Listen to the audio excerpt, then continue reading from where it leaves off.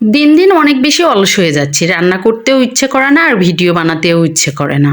So hello everyone, welcome my new blog. আশা করি সবাই অনেক ভালো আছেন, আমিও তো ভালো আছি। তো সকালবেলা ছাদে এসে দেখি শীতের সকালে ছাদে কত সুন্দর ফুল ফুটেছে। শীতের সময় প্রত্যেকটা গাছে গাছে এমন সুন্দর সুন্দর ফুল ফুটে, ফুলগুলো দেখতে কিন্তু অনেক বেশি সুন্দর লাগতেছে, তাই না?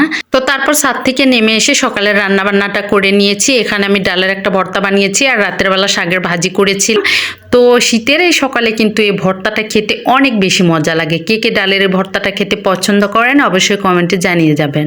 তো এই তো সকালের খাবারটা ছিল একদম সাধারণ। সকালে খাওয়া দাওয়া শেষ করে দুপুরের রান্নার জন্য আমি সবকিছু রেডি করে নিয়েছি। এখানে পাবদা মাছ আলু দিয়ে একটা ঝোল বানাবো আর নিয়েছি এখানে বাঁধাকপি দিয়ে ভাজি বানাবো।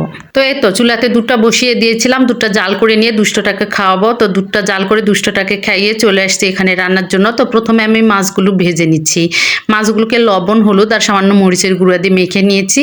মেখে মাছগুলো সুন্দরভাবে ভেজে নিচ্ছি। প্রতিটা ঝোলের তরকারির জন্য মূলত মাছগুলো এরকম করে একটু কড়া করে ভেজে নিলে খেতে অনেক বেশি মজা লাগে। তো আমার মাছগুলো খুব সুন্দরভাবে ভাজা হয়ে গেছে, আমি মাছগুলো তুলে নিলাম। এখন ওই কড়াইয়ের মধ্যে দিয়ে দিব কুচনো একটা পেঁয়াজ আর পরিমাণ মতো একটু তেল দিয়ে দিব আর দিয়ে দিব তেজপাতা। এখন কুচনো পেঁয়াজটা একটু সুন্দরভাবে ভাজা হয়ে গেলে পাঁচফোড়ন দিয়ে দিলাম। পাঁচফোড়ন দিয়ে কেটে রাখা আলুটা দিয়ে দিলাম। মাছের ঝোলে আমার পাঁচফোড়নের ফ্লেভারটা অনেক বেশি ভালো লাগে, ওই জন্য আমি পাঁচফোড়নটা দিই। তো তারপরে আলুর মধ্যে পরিমাণ মতো লবণ আর হলুদটা দিয়ে দিলাম। এই আলুগুলো একটু কিছু সময় ভেজে নিব। কিছু সময় ভাজা হয়ে গেলে রেগুলার যে মশলা সেগুলো অ্যাড করে দিব। সব মশলাগুলো একটু পানির সঙ্গে ম্যাশ করে রাখছিলাম, সেগুলো সব দিয়ে দিয়েছি। দিয়ে তরকারিটা ওই পাশে বসিয়ে এলাম আর এই পাশে এখন বাঁধাকপির ভাজি করার জন্য প্রথমে কাঁচামরিচ দিয়ে একটু ভেজে তারপরে কেটে রাখা আলুগুলো দিয়ে দিয়েছি আর এখন লবণ হলুদটা অ্যাড করে দিচ্ছি। দিয়ে আলুগুলো একটু ভেজে নিব, নিয়ে মূলত বাঁধাকপিটা দিয়ে দিব। এখন কেটে ধুয়ে রাখা বাঁধাকপিটা অ্যাড করে দিলাম। তো দুই দিকে দুইটা তরকারি বসালে দেখা যায় একটু নাড়াচাড়ার সমস্যা হয়। তো দুই দিকে দুইটা রান্না করতে গেলে একটু আমার সমস্যাই হয়। তো ওই পাশে তরকারি বসিয়ে দিয়েছি, এই পাশে বাঁধাকপিটা বসিয়ে দিলাম। তো তরকারিটা এখন কষিয়ে নিব। আসলে মাঝে মাঝে কি মনে হয় যে যদি রান্নাটা না করা লাগতো, অনেক বেশি বিরক্তি লাগে, রান্না করতে ইচ্ছে করে না, কিন্তু খেতে হবে, ওই জন্য রান্না তো করতেই হয়।